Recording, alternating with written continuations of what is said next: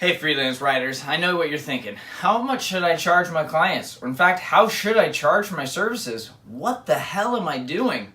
Look, I get it. It's something that I struggle with a lot in the beginning, and there's a lot of vagueness out there on the internet. So I want to clarify the 7 different freelance pricing models to help you price your services correctly, make as much money as you can, keep your clients happy, and ultimately have a good work-life balance.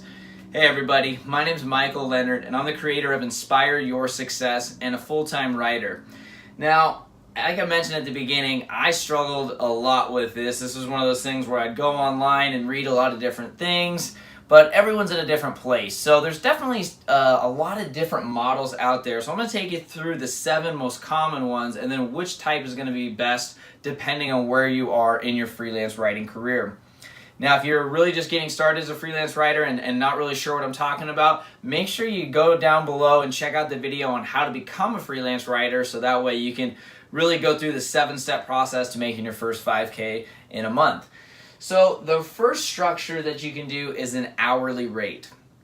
Now, I'm going to be honest with you, an hourly rate is something that I have never done just because I left a 9-to-5 because I hated having hourly rates. Even though it was a high salary, they still technically broke it down into hourly rates. And it's one of those things where I just kind of felt bogged down because I never really understood why you would get paid the same per hour if you're doing more work than someone that's just sitting there doing the same. So to me, it kind of has that 9-to-5 mentality. So I've personally never done this one, but it is something you'll see a lot, especially with like time tracking with job boards or Upwork or different content mills. So it's one of those things that you might think is a good idea, but I think a lot of things that people do with this is actually go ahead and try and create an hourly rate that is similar to what you're making in your 9-to-5 if you're still working, or what you might have used to make. I think that's a really bad strategy because you don't factor in that you're going to have to pay taxes, that you're going to have some other startup costs and different things like that. So I really don't like hourly rates. I think these other 6 or 2 or 3 specifically are going to be better. But know that hourly rates is something that some clients might want at the beginning. They might have time tracking or time management software. So it is a thing out there. It's not one that I'm going to recommend to you, but it is an option if you're just getting started. The second one is definitely as a beginner freelance writer, and really even all the way to advanced is going to be a great one, and that is charging your clients per word. Now, when I got started, I was making peanuts. I mean, it was like 5 cents a word. Now I have 5x that at 25 to 35 cents a word. So it's something that just because you start writing somewhere at a certain price doesn't mean you're going to be there forever. In fact, I know writers like Holly Johnson from Earn More Writing who makes like $1 a word sometimes. And so you have to realize that it's based on your experience, it's based on your credibility, how good you are as a writer. Obviously, if you're doing this on a regular basis, this is your full-time gig, you can make it up to that $50, $75, $1 a word, but it's not going to happen instantly unless you have a massive background of writing or you have a ton of experience on one specific segment. But for the most part, you're going to want to start at a specific level, and then you can always go up. And as you're getting more clients and making more money, you can always ask for raises and different things that we'll talk about in a separate video. But per word is something that I think is a great starting point, and it's something that you can just evolve with. Like I mentioned, I've been able to go from 5 to 25 to 35 cents a word. So it's just something that you're going to learn throughout your process of becoming a freelance writer. Now, if you're just getting started and you have no idea what you're doing, just start with at least 10 cents a word. That way, you're making a decent amount. It's not the most, but it's not like some of those places that I see so many writers get into is taking 1, 2, 3, 4 cents. I mean, that is slave labor. Like, do not subject yourself to that. Like, you can do more, you can be more, you can find more.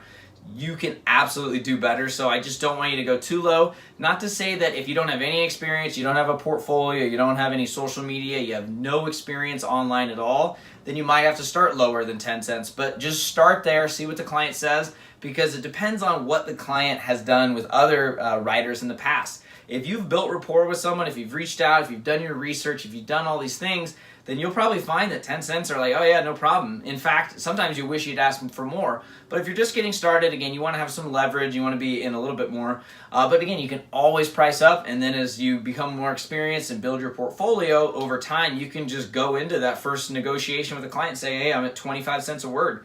And then if they say no, you can maybe negotiate down to 20 or 22 or price in some other packages or other things. But per word is a great model beginning to end. So again, that's a really important one. Number 3, a fixed rate. Now, a fixed rate isn't so much a great idea. It's not the worst idea. It's kind of in the middle to me, because a fixed rate is basically just depending on how much you have to write and what the deadlines are and how much you have to do each week for a client. That can be a good idea. If you're doing a fixed rate per word, or per article, that can be all right. But again, I just don't want you to work too much and not get rewarded for it. So it's kind of a hybrid model of some of these, but it's not the best in my opinion. I would rather do per word, so that way I know exactly what I'll be making. And that way it makes sure I'm not writing 2,000 words when the quote was only for 1,200. So I just want you to get the most bang for your buck. Number 4 is a fixed monthly retainer. Now, a monthly retainer is different than the fixed rate, because retainers usually have a formal agreement signed by both parties with yourself and the client. And retainers are great for freelance writers because you can have some security. You can have some knowingness that you're not going to have to hustle every single second this month to make sure you can pay the bills or to get out of your 9 to 5, whatever it is. So with retainers, I really like, because you can base in your own per word rate. You can have some negotiations with a client. You can maybe even include some social media, video, or whatever else you're going to entail with the client. But monthly retainers are a good way to start making some serious money. And I think my first one was about $3,500 a month. I had 2 posts a week, and then I did like an ebook for the client. And that was a really, really good way to start building my income a lot. So I want you to think that monthly retainers are going to happen more in the intermediate to advanced stages of freelance writing.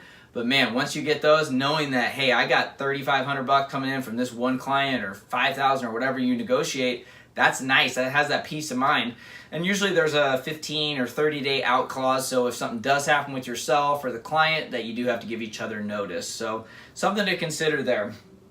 The 5th one is consulting.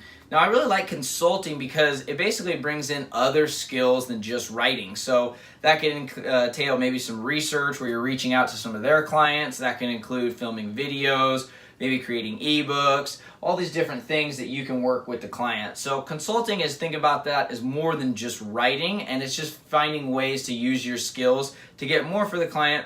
And it's also kind of similar to monthly retainer, depending on what you negotiate with the client. Number 6 is tiered pricing. Now, I really like this model. I just started doing it. I wish I would have done it sooner. So if you're just getting started, make sure you have a tiered pricing model, because the psychology that it does for clients. So what's a tiered pricing model? A tiered pricing model is basically having different services for different levels of activity on your end. So for example, if I was a freelance writer and I'm kind of in the middle stage, I've been at it maybe a year, I'm making some money, I have a clearly defined niche, I have some experience, I've been in some publications, what I would do is have different packages. So instead of just being a yes or no, for example, let's just say you're 20 cents a word, either a client's going to say yes or no if you pitch them that. But with a tiered pricing model, you'll have options. So you can be like, here's a 15 cents per word, a 20 cents per word, and a 25 cents per word. And with each package, you can do more. That can be unlimited edits. That can be adding images. That can be uploading to WordPress. That can be external linking or internal linking. It can be doing more keyword research, providing outlines. Like, there's a ton of different things you can do. But what you do is you open up their psychology into saying, instead of yes or no, it's which one. Because the way the human mind works, when you see a selection, you're more likely to pick, as opposed to having that fear of, yes, I'm going to sign him, or no, I'm not. And then it's more of an ultimatum and a decision. So it's an easier decision, and I bet you're going to get more yeses with it.